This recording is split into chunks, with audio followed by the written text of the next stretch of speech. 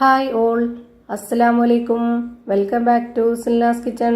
ഇന്നത്തെ റെസിപ്പി ഒരു അടിപൊളി വെറൈറ്റി പലഹാരത്തിന്റെ റെസിപ്പിയാണ്. കുട്ടികൾക്കും വലിയവർക്കൊക്കെ ഒരുപാട് ഇഷ്ടാവുന്ന നല്ല ടേസ്റ്റി ആയിട്ടുള്ള ഒരു പലഹാരമാണ്. സ്കൂൾ വിട്ട് വരുന്ന കുട്ടികൾക്കൊക്കെ തയ്യാറാക്കി കൊടുക്കാൻ പറ്റുന്ന ഒരു കിഡിലൻ ഐറ്റം ആണ്. അപ്പോൾ ഇതെങ്ങനെയാണ് തയ്യാറാക്കുന്നതെന്ന് അറിയാനായിട്ട് വീഡിയോ സ്കിപ്പ് ചെയ്യാതെ മുഴുവനായിട്ടൊന്ന് കണ്ടു നോക്കണേ. റെസിപ്പിയിലോട്ട് കിടക്കുന്നതിന് മുമ്പായി സിൽനാസ് കിച്ചൺ ചാനൽ ആദ്യമായിട്ട് കാണുന്നവരാണെങ്കിൽ പ്ലീസ് ഒന്ന് സബ്സ്ക്രൈബ് ചെയ്തേക്കണേ. ഒപ്പം തന്നെ ഈ വീഡിയോസ് നിങ്ങൾക്ക് ഇഷ്ടപ്പെടുകയാണെങ്കിൽ ഒരു ലൈക്ക് ചെയ്ത് ഷെയർ ചെയ്ത് സപ്പോർട്ട് ചെയ്യാനും മറക്കരുത്. ഇനി നമുക്ക് ഇതെങ്ങനെയാണ് തയ്യാറാക്കുന്നതെന്ന് നോക്കാം. ഇതിനായി ആദ്യം തന്നെ ഒരു പഴുത്ത നേന്ത്രപ്പഴം എടുത്തിട്ട് അത് തൊലിയൊക്കെ കളഞ്ഞതിന് ശേഷം ഇതേപോലെ ഒന്ന് കട്ട് ചെയ്തെടുക്കുന്നുണ്ട്. ഇനി ഇതൊരു മിക്സിയുടെ ജാറിലേക്ക് ഇട്ട് കൊടുക്കാം. എന്നിട്ട് ഇതിലേക്ക് 2 കോഴിമുട്ട പൊട്ടിച്ചൊഴിച്ചു കൊടുക്കണം. ഇനി ഇതിലേക്ക് നല്ലൊരു മണത്തിന് വേണ്ടിയിട്ട് വാനില എസൻസോ അല്ലാന്നുണ്ടെങ്കിൽ ഏലക്കായോ ഇട്ട് കൊടുക്കാം. ഞാനിവിടെ അത്യാവശ്യം നല്ലൊരു മണത്തിന് വേണ്ടി 3 ഏലക്ക ഇട്ട് കൊടുക്കുന്നുണ്ട്. ഇനി ഇതിലേക്ക് ഒരു നുള്ള് സോഡാപ്പൊടി ഇട്ട് കൊടുക്കാം. നമ്മൾ തയ്യാറാക്കി എടുക്കുന്ന ആ ഒരു പലഹാരം സോഫ്റ്റ് ആയിട്ട് കിട്ടാനാണ്. പിന്നെ ഇതിലേക്ക് നല്ല മധുരത്തിന് വേണ്ടിയിട്ട് 4 ടേബിൾ സ്പൂൺ അളവിൽ പഞ്ചസാര ഇട്ട് കൊടുക്കുന്നുണ്ട്. ശർക്കരയാണെന്നുണ്ടെങ്കിലും ഇട്ട് കൊടുക്കാവുന്നതാണ്, അതൊക്കെ ഓരോരുത്തരുടെ ഇഷ്ടം. പിന്നെ ഞാനിവിടെ ആ ഒരു മധുരത്തിന്റെ ബാലൻസ് ചെയ്യാനായിട്ട് ഒരു നുള്ള് ഉപ്പും കൂടെ ഇട്ട് കൊടുത്തിട്ടുണ്ട്. ഇനി ഇതൊന്ന് നല്ല പോലെ അരച്ചെടുത്ത് മാറ്റി വെച്ചിരിക്കാം. അടുത്തതായിട്ട് ഒരു ബൗളിലേക്ക് 250 ml കപ്പിന്റെ അളവിൽ 2 കപ്പ് ഗോതമ്പ് പൊടിയാണ് ഇട്ട് കൊടുക്കുന്നത്. ഗോതമ്പ് പൊടിക്ക് പകരം മൈദപ്പൊടി വേണമെങ്കിലും എടുക്കാവുന്നതാണ്. ഇനി നമ്മൾ അരച്ചു വെച്ചിരുന്ന ആ ഒരു മിക്സ് മുഴുവനായിട്ടും ഇതിലേക്ക് ഒഴിച്ചു കൊടുക്കാം. എന്നിട്ടിത് കൈവച്ച് നന്നായിട്ടൊന്ന് കുഴച്ചിട്ടെടുക്കാം. ചപ്പാത്തിക്കൊക്കെ കുഴച്ചെടുക്കുന്ന ആ ഒരു പരുവത്തിലാണ് ഇത് റെഡിയാക്കി എടുക്കുന്നത്. ഇപ്പൊ ഇതിന്റെ ഈ ഒരു നനവ് പോരാതെ വന്നിട്ടുണ്ട്. നമുക്കിതിലേക്ക് കുറച്ച് വെള്ളം ഒഴിച്ചു കൊടുക്കാം. കുറച്ചെന്ന് പറയുമ്പോൾ ഞാനിവിടെ 3 ടേബിൾ സ്പൂൺ അളവിലുള്ള വെള്ളമാണ് ഒഴിച്ചു കൊടുക്കുന്നത്.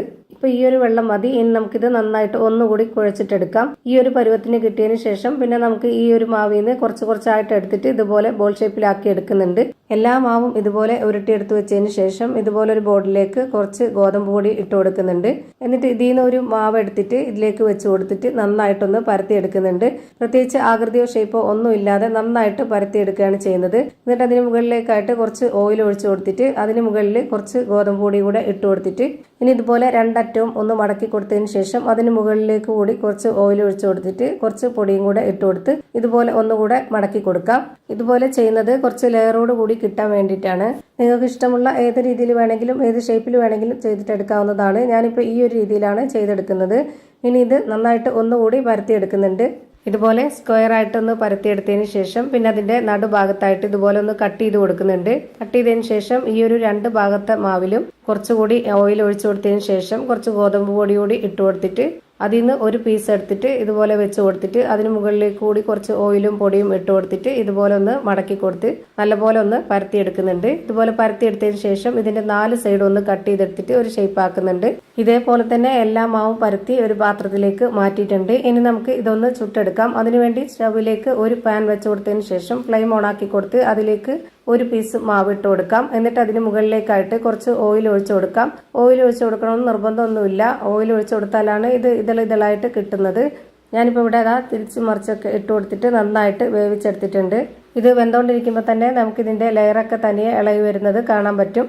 ഇതുപോലെ എല്ലാം ചുട്ടെടുത്തതിന് ശേഷം ഞാൻ ഈ ഒരു ബോർഡിലേക്ക് വെച്ച് കൊടുക്കുന്നുണ്ട്.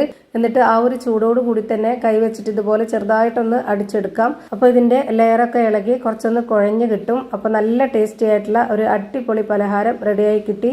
നല്ലൊരു വെറൈറ്റി ടേസ്റ്റാണ് കഴിക്കാനായിട്ട്. എന്തായാലും എല്ലാവർക്കും ഇഷ്ടാവും. അപ്പോൾ ഇത്രയേ ഉള്ളൂ ഇന്നത്തെ വീഡിയോ ഇഷ്ടമായാൽ ലൈക്ക് ചെയ്യാനും കമന്റ് ചെയ്യാനും ഷെയർ ചെയ്യാനും മറക്കരുത്. അതുപോലെ തന്നെ ഞാനിടുന്ന പുതിയ വീഡിയോസ് നോട്ടിഫിക്കേഷനായിട്ട് കിട്ടുന്നതിന് വേണ്ടി സബ്സ്ക്രൈബ് ചെയ്ത് ബെല്ലൈക്കൺ അമർത്തി അതിൽ ഓൾ എന്ന ഓപ്ഷൻ എനേബിൾ ചെയ്ത് കൊടുക്കാനും മറക്കരുത്. പുതിയൊരു വീഡിയോയുമായി വീണ്ടും വരും. Thank you for watching.